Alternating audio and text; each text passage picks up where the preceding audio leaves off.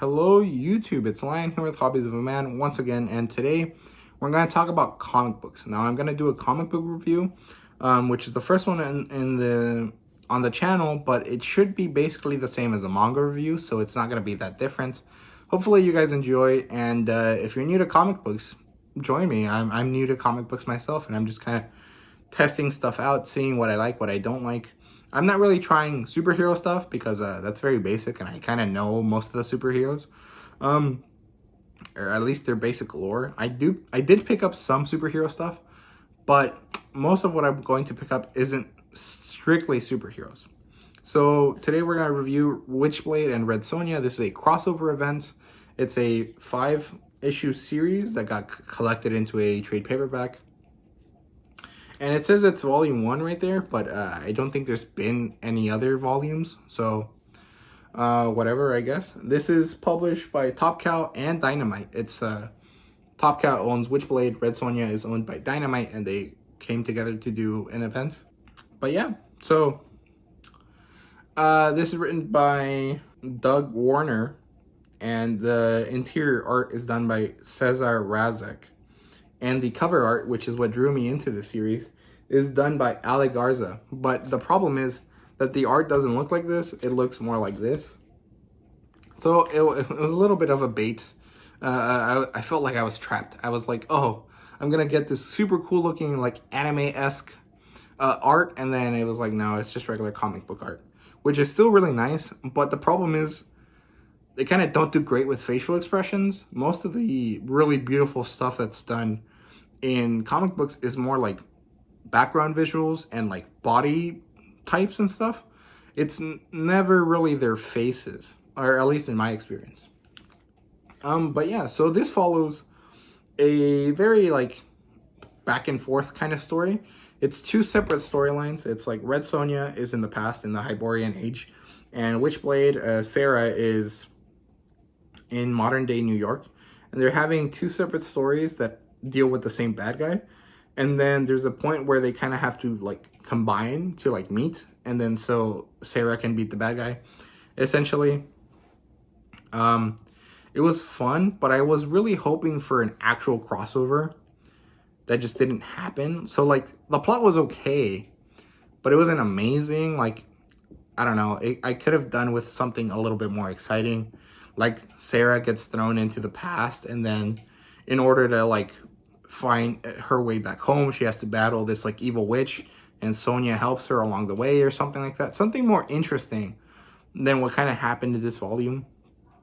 But yeah, that's the basic plot overview. It was fine. I enjoyed myself, and it's only 100 something pages. It's not that difficult to read, and I got it for like $3 or $4. So I didn't lose much. I didn't hate it, and I'll still keep it because I want to collect a lot of Red Sonja and Witchblade stuff. But it was a little disappointing. The characters are fine. They kind of seem very standard for what they are. Red Sonja is like this barbarian woman, and she speaks kind of Shakespearean, kind of like Thor in the original Thor movie. And Sarah is like a very modern type of person.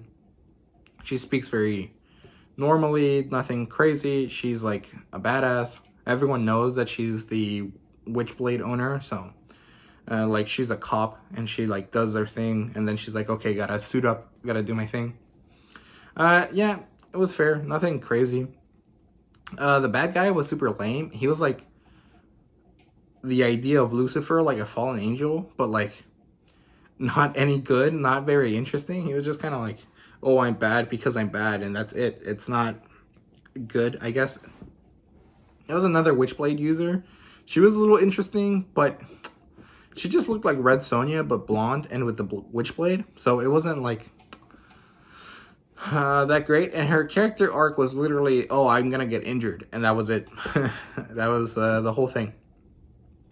And yeah, and the world building was cool. I like how they kind of brought them together, but there wasn't much because it's a one-off event. You can't really combine them too much.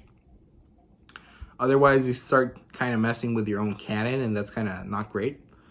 But it was fair. I mean, if you know a little bit about Red Sonja and a little bit about Witchblade, you're not going to get lost. It's all good. In fact, I think you could read this without knowing anything and it'd be fine. Like, they explain the points that need to be explained, and that's that. You might have to look up terms like what's a Witchblade, what's a Hyborian age, and stuff like that, but nothing crazy. What else? The art was pretty good. There wasn't any problems with the facial expressions, like I said at the beginning. Nothing was bad, but I don't know, it was like very average. Yeah, the fan service, there wasn't any, but like, Red Sonja's character is literally in a metal bikini, so I don't know if that counts as fan service. But it's nice. Like, the art is well done, well drawn, and the female characters look really nice. It's all good. Nothing special, but it's not like in anime where it's like, oh, panty shot. Nothing like that. Yeah. So I rate this 3 out of 5, I guess.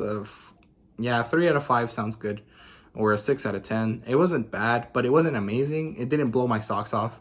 I literally think that I would recommend this if you want to kind of see what these characters are about. But if you're gonna really jump into them, I would say pick up an actual Witchblade comic or an actual Red Sonja comic. Don't pick this one up. This is more of a collector's item. Like, if you really want to collect all of Red Sonja and all of Witchblade, pick this up. Otherwise, don't even bother. Just pick up a different series. But yeah, I mean, it was cool. It wasn't bad. It just wasn't amazing. I can't really think of anything similar, but I guess it would be kind of like Power Rangers and Teenage Mutant Ninja Turtles. Like, if they combined and like for an issue or for a graphic novel, like that would kind of be the same thing, which I think they've done before. So yeah, so thank you guys very much for watching. I hope you guys enjoyed. Sorry the first comic book I review is kind of lame. I just didn't know what to expect. So, and I was really excited for it. So yeah, anyway, thank you guys very much for watching, and see you guys later.